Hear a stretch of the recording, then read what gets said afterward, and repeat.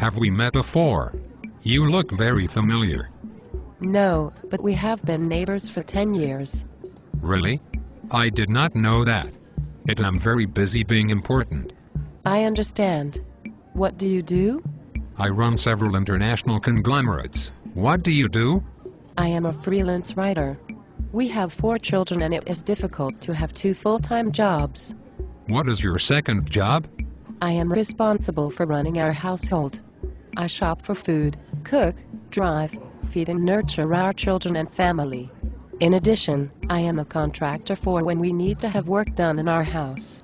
I also provide 24-hour childcare so that my husband does not have to worry about it. I am driver, the personal shopper and executive assistant for everyone in my house. Oh, and I chair the school's capital campaign.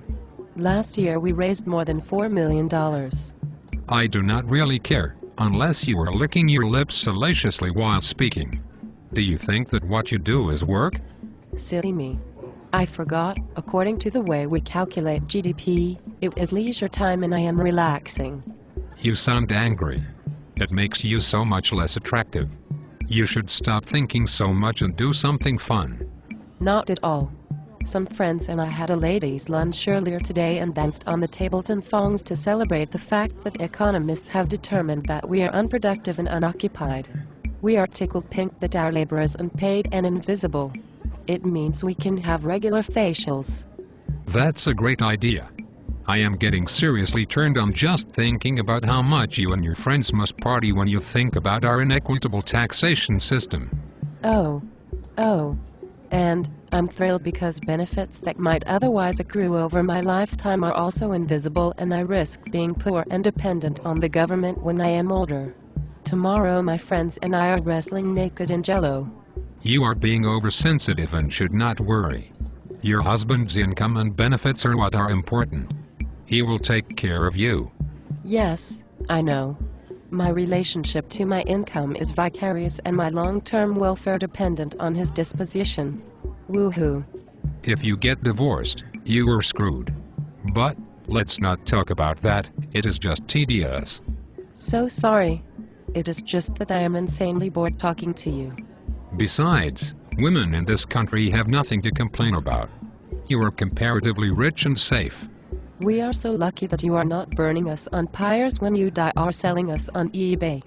Anyway, women have penetrated all categories of business, government and the law in our country. The glass ceiling is gone. You must be right. The fact that women only make up 2.7% of the highest paid executives at Fortune 500 companies, just 14% of executive positions and 16% of Congress is a matter of women's choices. It has absolutely nothing to do with their exclusion from informal networks, stereotyping, lack of family-friendly workplace policies, unequitable pay or customer biases. You have aged while we have been talking. Can you say something sexy and kitten-like? I could meow if it makes you feel more virile. Thank you. Besides, what kind of mother are you?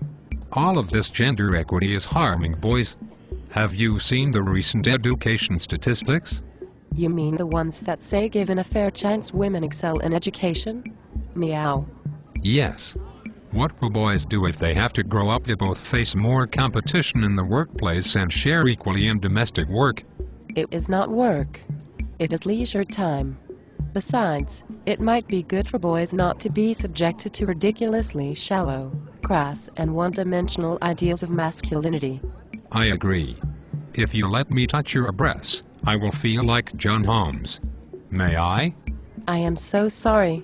Although my time is worthless, I have to go home and light the candles around my Marilyn wearing statue.